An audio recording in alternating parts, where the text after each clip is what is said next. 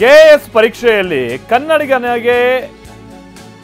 ಕನ್ನಡಿಗರಿಗೆ ಅಭ್ಯರ್ಥಿಗಳಿಗೆ ಬಹಳ ಅನ್ಯಾಯ ಆಗಿದೆ. ಕೆಎಎಸ್ ಪ್ರಶ್ನೆ ಪತ್ರಿಕೆ ಕನ್ನಡ ಅನುವಾದವೇ ಎಡವಟ್ಟಂತೆ.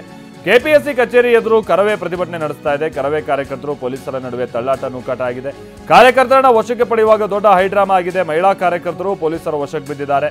ಪ್ರತಿಭಟನಾಕಾರರನ್ನ ವಶಕ್ಕೆ ಪಡೆದು ಕರೆದೊಯ್ತಾ ಇದ್ದಾರೆ ಪೊಲೀಸರು ಅನ್ನುವಂಥದ್ದು ಗೊತ್ತಾಗ್ತಾ ಇದೆ. ಇದು ಒಂದು ಹಂತ, ಒಂದು ಭಾಗ. ಇದು ಏನು ಪ್ರತಿಭಟನೆ ಮಾಡ್ತಾ ಇರುವಂಥದ್ದು.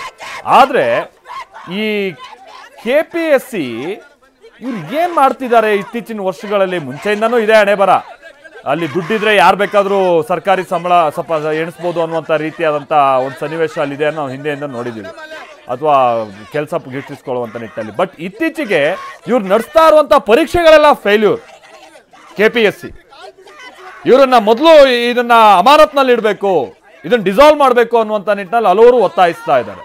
ನಾಲಾಯಕಗಳೇ ತುಂಬಿಕೊಂಡಿದ್ದಾರೆ ಅನ್ನುವಂಥ ಆರೋಪವನ್ನ ಮಾಡಲಾಗ್ತಾ ಇದೆ. ಅದಕ್ಕೆ ತಕ್ಕಂಗೆ ಒಂದು ಪ್ರಶ್ನೆ ಪತ್ರಿಕೆ ಸೋರಿಕೆ, ಇಲ್ಲ ಈ ಕ್ವಶನ್ ಪೇಪರ್ನಲ್ಲೇ ಎಡವಟ್ಟು, ಕ್ವಶನ್ಸ್ ಯಾವ್ದ್ಯಾವ್ದೋ ಕೊಡೋದು, ನೋಡಿಲ್ಲ ಅನುವಾದನೂ ಕೂಡ ತಪ್ಪು ಮಾಡಿಯಾರಂತೆ.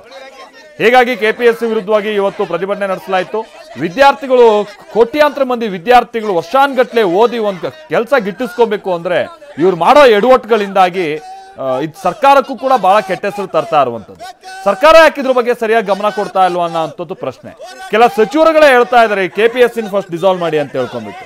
ಆ ಮಟ್ಟಿಗೆ ಈ ಕೆಪಿಎಸ್ಸಿ ಅವಾಂತರಗಳನ್ನು ಮಾಡ್ತಾ ಇದೆ.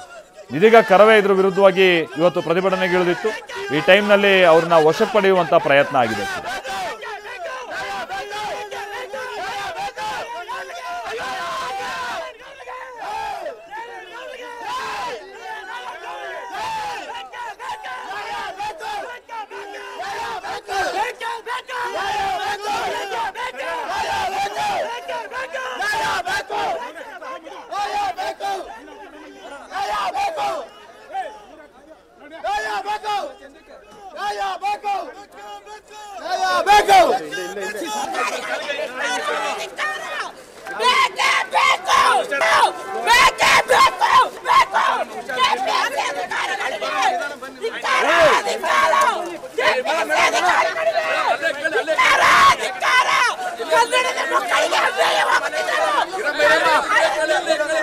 Mira,